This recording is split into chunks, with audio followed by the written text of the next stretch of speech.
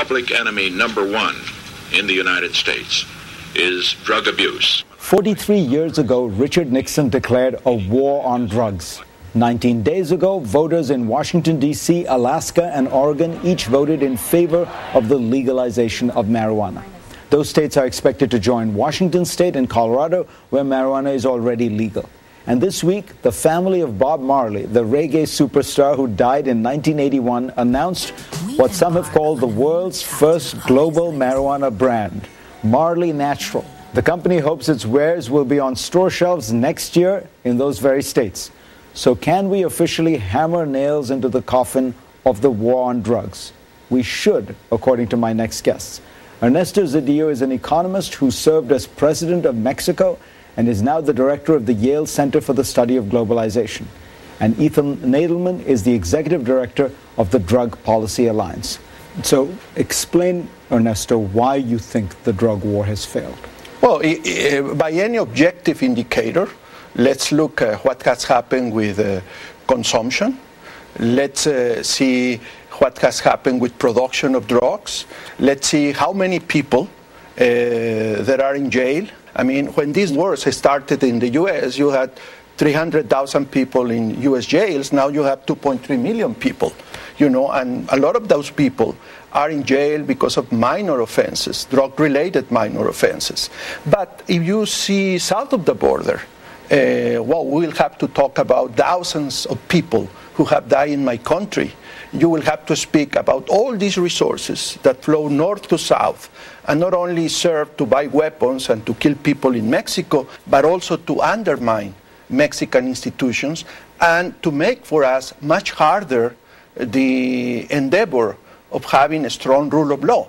Believe me, drug policies in your country, in Europe, in Latin America, everywhere are making our job so much harder and so much more painful. So has the decriminalization, the legalization of drugs in these few states in America shown a path forward? Has it resulted in taking some of the crime and violence out of it? Definitely. I mean, you had 10,000 fewer arrests in each of these states in just the last year, mostly young men of color who get arrested in the United States for marijuana possession, even though they're no more likely to use or possess or sell marijuana than young white Americans. You have tax revenue amounting to hundreds of millions of dollars combined in these states, and we're looking towards billions of dollars in tax revenue. You have savings on the law enforcement side. The police have more time to focus on serious crime rather than arresting young people for marijuana. And meanwhile, we don't see any significant jump in marijuana use. We don't see a significant jump in fatalities on the roads. And you're even seeing interesting findings like reductions in problems with domestic abuse or reductions in the number of people dying from overdoses that involve a combination of opiates and alcohol. And people speculate that the reason is that people are beginning to substitute marijuana for alcohol. Marijuana, a far less dangerous drug than alcohol for most people. But the president of Mexico, I asked him on this program, he's still not in favor of legalization of marijuana. The previous president was not in favor. I asked him too. Why are they opposed? Well, I don't know. You have to ask them, right?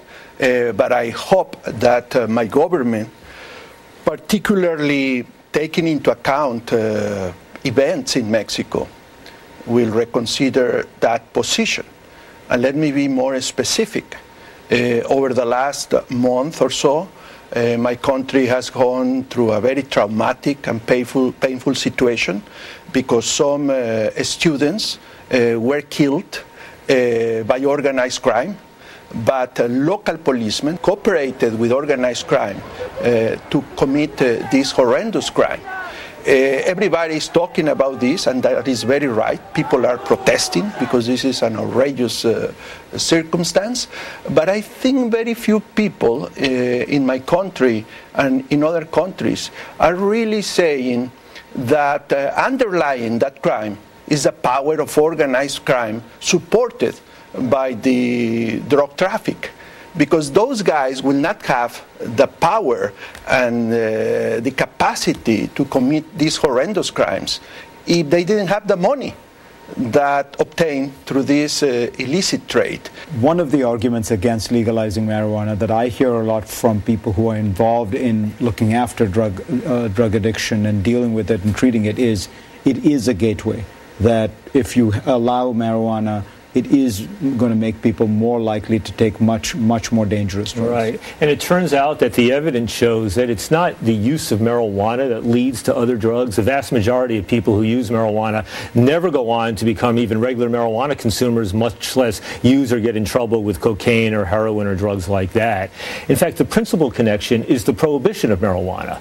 Right? So if you look, for example, in the Netherlands, where marijuana has been semi-legal for 30 years, the percentage of young people who use marijuana, it's not just lower in the U.S., but the percent of young people who then go on to use other drugs is lower than in the U.S. and other countries, because they've essentially separated the marijuana market from the other drug markets. So in point of fact, legally regulating marijuana would reduce whatever gateway effect or stepping stone there is. Are you optimistic that you are making headway? No, I'm not very optimistic, Farid, because, I mean, on the one hand, I recognize that things have started to change on the ground for the last few years. But when I see the dimension of the problem, I think that the steps that have been taken are still very modest. Vanessa Zedillo, Ethan Edelman, thank you very much for coming on.